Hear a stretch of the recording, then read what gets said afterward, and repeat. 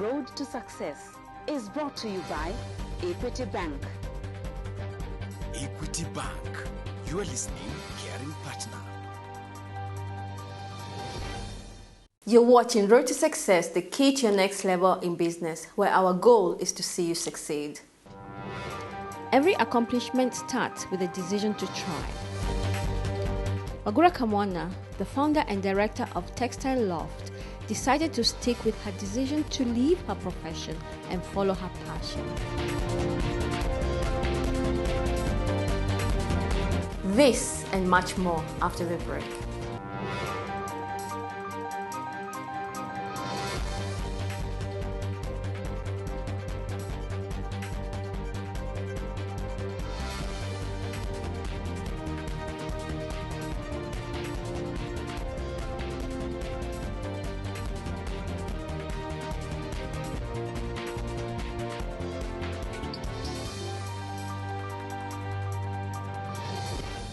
You're watching Road to Success, the key to your next level in business. Our guest is Ogura Kamwana of the Textile Loft. Karibu sana to our show. Thank you very much for having me. I like one of your quotes or one of your philosophy that you believe in, and it's from Henry Ford, which says what? Yes, the famous quote, whether you think you can or you think you can't, you're very right. Meaning that if you really want to go out and do something, you really have to find the energy yourself and push forward. Now, whether you think you can't, on the other hand, it holds true also. So. And that is what has inspired you, because you knew you can start this textile business. Tell us about the Textile Loft. The Textile Loft is actually a fabric outlet. We source premium quality fabric, and by premium quality, what we mean is we have very, very good quality fabric in all different types of weights. If you're looking for cottons, if you're looking for silks, linens, polyester mixes, we have all of these things under one roof. We also bring in accessories such as zippers and buttons and shoulder pads and everything. We're really aiming to be a one-stop shop for all of the design entrepreneurs, the hobbyists at home, and anyone who is just in the business of garment production.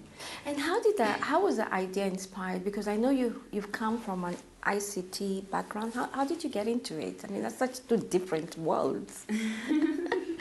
Well, yes, I studied information systems and management. And the funny thing about it is, in as much as I like IT, I've always been creative. I always found myself gravitating back to the creative field.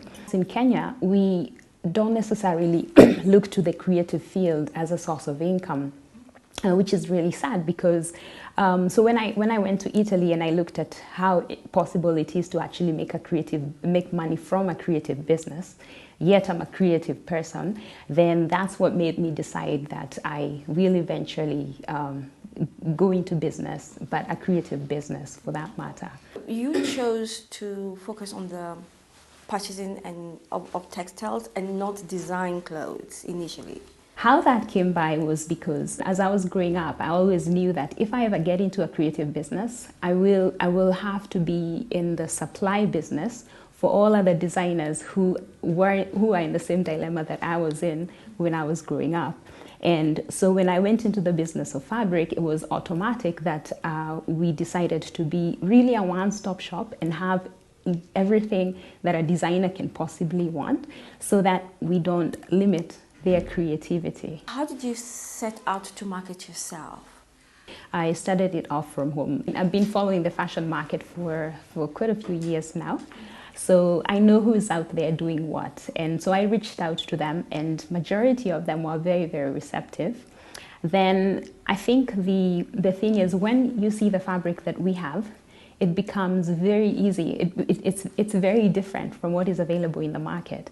And so when the designers saw the fabric that I had, it was easy for them to convert to coming to source from fabric from me and asking me for much more. So when I went back on my second sourcing trip, I knew exactly what they use, what they look for. And when I came back again, it was easier for me to sell because I had exactly what they wanted. I'm very active in Facebook, of course, the social media, but I do believe in face-to-face. So I do go out there and see a lot of designers. See what they do also helps me know what kind of fabrics they work with, they're comfortable with, and they like for their brand to feel. So I go out majority of the times. And currently you have 3 stores in the city. How did you graduate? What was the process like from the house now to start and set up your own business? Having a business at home, it's not practical for customers to comfortably come to your space. And so we knew from the very beginning that we needed to look for space. What we did was, and one of the reasons why we are located in Gara is because it has a rich history of fabric. My parents used to buy fabric from there back in the day. And so we thought that if we went into quote-unquote Gara, the fabric district, then it would be easier for designers to come and pick up all of the other products, stop at our shop and continue on to the other shop and then go home and create what it is they do. So we moved from our home and we found a space in Gara. You keep talking about we. Who's we? I have a business partner because while I'm away, somebody actually we have to leave someone behind who takes care of the business. One of the things that really sets us apart is that we are a one-stop shop. You can literally come to our shop trying to make a dress and you'll find everything under the same roof. You're looking for a zipper, a good quality zipper. You're looking for good quality fabric. Is it satin, linen, wool? You'll find it all under one roof, and that's what sets us apart. We know our fabric very well, and we do have premium quality fabrics. The other thing that sets us apart is that majority of our fabric is actually has a very high natural fiber content. If you're looking to make a good quality garment for your customer, because Kenya is a market known for luxury products, that you will find all this all under one roof. And that is our commitment to our customers. Well, that's actually very powerful that you focus really not just on the textile, but on the customer. Whoever walks in, walks out, with knowledge on top of everything else. We must take a break, but when we come back, we want to know why you call it the Textile Loft. And of course, being in this kind of business of textile, there must be challenges. And of course, we'll talk about how you have overcome them over the last 4 years. Yes. You're watching Road to Success, the key to your next level in business. Don't go away.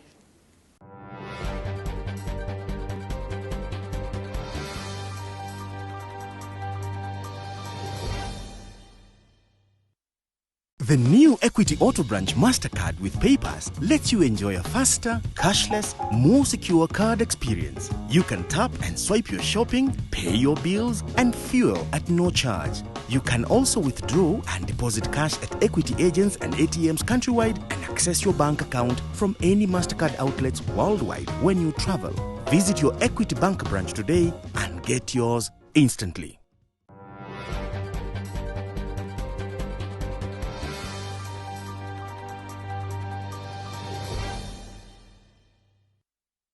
You're watching Road to Success, the key to your next level in business. Our guest is Wagura Kamana of the Textile Loft. You have a very interesting name. What does that mean, the Textile Loft? The Textile Loft actually means a big space. So when we were getting into business, originally we envisioned a space that would be like a fabric haven. So when designers come in, they have all of this fabric that can just drive their creative juices in one space, as well as all of the other accessories. It really is our business goal is in our name. Right now we are a store, but in the future we hope to be that very big space that inspires designers when they walk in to create to their fullest. That's how come we came up with the Textile Loft. What does it take to manage your kind of business? You have a store and a warehouse. Um, we, well, yes. I'm a very hands-on person, and I also have a partner who we work very closely with. So whenever I'm not at the warehouse, then I'm at the store, and vice versa. It is quite challenging because the business that we're in has a lot of bulk products. We're talking about big fabrics in rolls, and a store full of them. So it's quite challenging. We do have employees, and we have employees that help us do that. Currently have 4 employees at the store. It can be quite challenging, but these are the ways of a business. So, what are the challenges that you face in this textile industry? One of our biggest challenges is actually space. Everything that we have is bulky. If it's a roll of fabric, it occupies a very large space. Spaces in Nairobi is becoming more and more expensive, and because of our lofty dream, we would like to be in a lofty space, a big space, and a big space, of course, costs a lot of money. But because of the nature of our products, space is one of the biggest drawbacks. And what we have actually resulted to is warehousing outside the city, where we can control how much we pay in rent, or we can control the space. And then having a small outlet in town, or having an outlet in town where a designer can have a representation, an idea or representation of what we carry. And then we also have samples and catalogs that they can take with them to have an idea also of what is in the warehouse. So space is one of the biggest challenge we face. One of the other things that you were talking about is like management of the small little things and keeping up with the inventory. But I think that is something that every other business faces. It's been 3 years since you started your business. What lessons have you learned within those 3 years? Ever since I've been back to Nairobi, maybe it has always been, I'm not sure. It's very fast-paced. And so time management is very important in any business. We find that if you don't manage your time properly, the day goes by very fast and you haven't accomplished what you set out to do. You cannot expect it in any business. And business advice, listen to business advice coming from other business people, because then you have to be in the business space to know the challenges and face the challenges.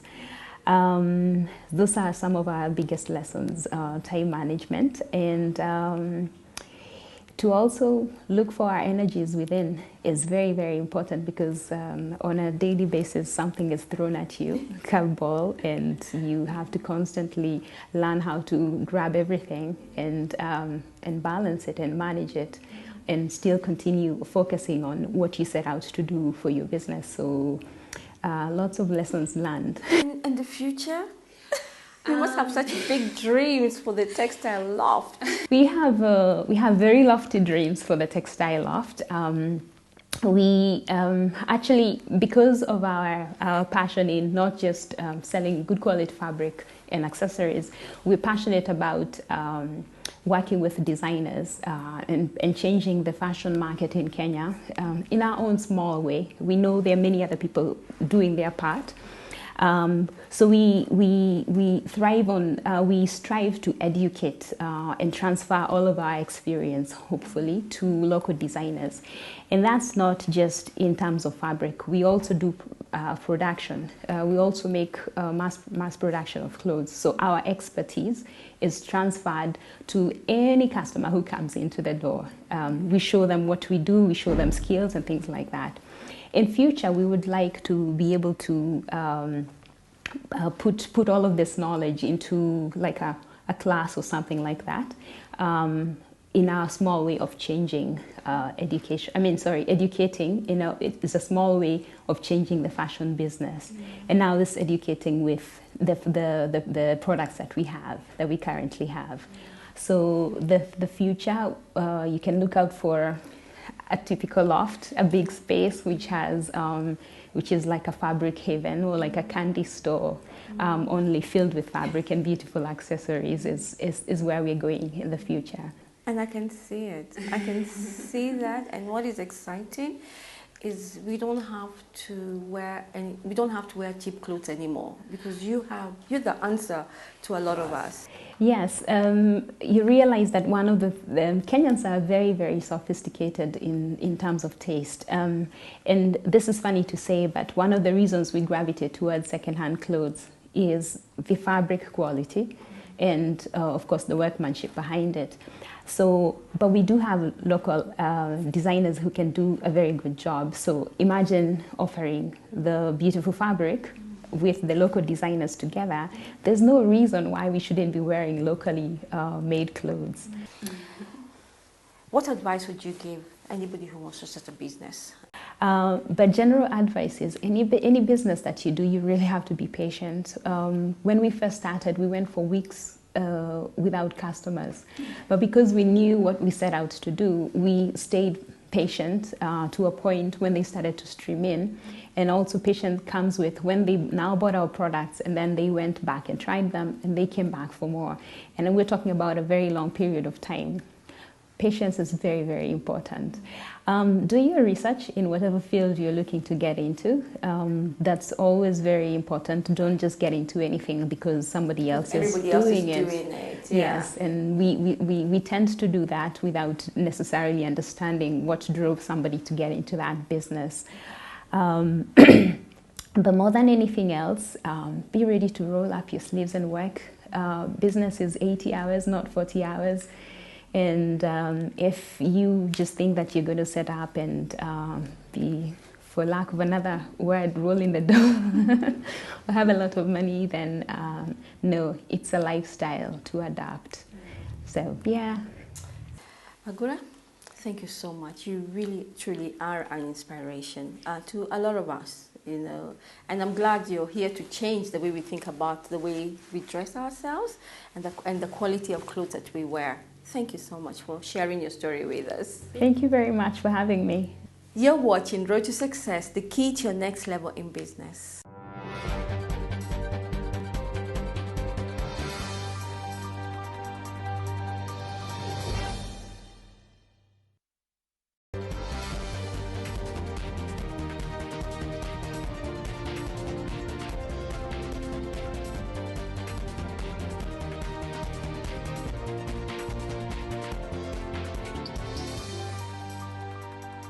Road to Success is brought to you by Equity Bank.